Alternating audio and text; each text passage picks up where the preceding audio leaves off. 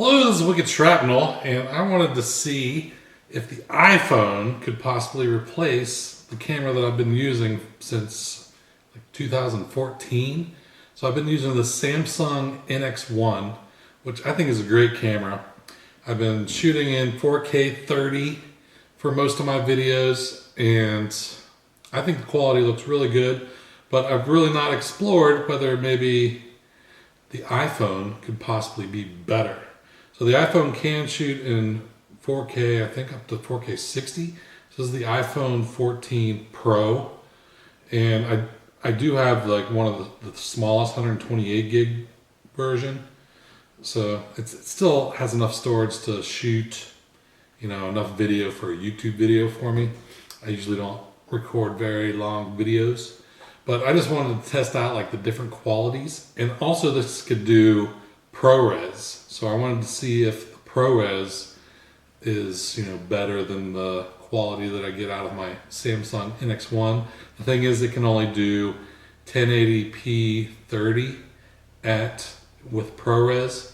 So this video, instead of being in 4K, is going to have to be downscaled to 1080p. And I'll see if like the 4K 30 coming from the Samsung NX1 downscaled to 1080p. And, afterwards it looks better than the 1080p ProRes from the iPhone. And I'm also going to try to do like some color grading and stuff in DaVinci Resolve, see if if I can make it look better. Like, you're supposed to have more post-processing control when using ProRes, so I'll see.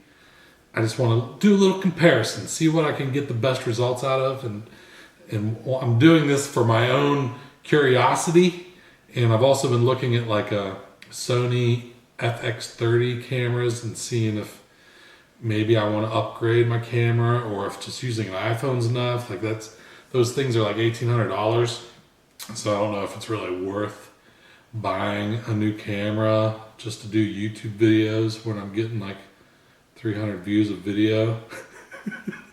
So I don't know if that's really worth the investment. I'm definitely not going to recover my cost on that. So let's just do a little comparison. So this has been like the beginning of the video, 4K 30. This is what I normally shoot in. And there's different levels of mode. There's like a low quality, normal, and then high quality. I want to see if I could tell a difference between that and on the Samsung.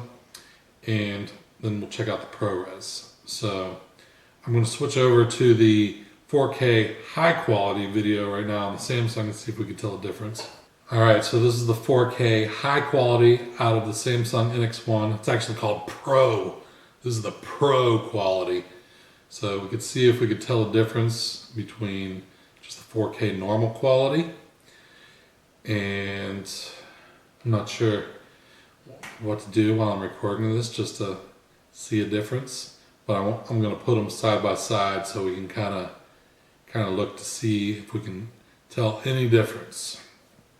So this is 4K Pro quality, 30 FPS. And now I'm going to switch over to my iPhone. And first I'm going to do just 4K 30 out of my iPhone to see how it compares to the 4K 30 out of the Samsung NX1. Okay, so here is the 4K 30 out of the iPhone, and we are downscaling it to 1080p post-processing, just because that is the highest resolution that I can do with the ProRes, which we're going to see next. But how does the video compare to the Samsung NX1? This is a fun little test. I'm wondering if I could just get away with selling my Samsung NX1. I mean, it's a pretty old camera at this point, but Samsung stopped making cameras. So they're still going for like $1,100, $1,200 on eBay. So that could buy me a brand new iPhone when the next one comes around. So this is just regular 4K 30, non-ProRes. And now we're going to take a look at the ProRes. All right, so this is our HD 30 ProRes, and I just had to reshoot this because I had HDR on, and my Samsung NX1 does not shoot in HDR.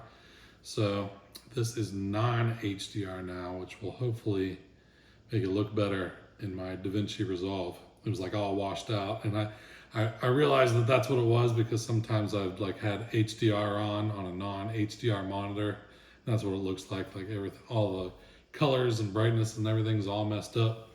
So this should fix it. So now let's compare the iPhone. This is iPhone 14 Pro, 1080p, 30 frames per second, ProRes. And this eats up a lot of data. So choose through my iPhone storage. But we'll see if it's worth it and how it compares to the Samsung NX1. All right, so you saw the side-by-sides there. And I do think that the iPhone is actually doing a better job than this much more expensive camera. So I think the iPhone can replace this.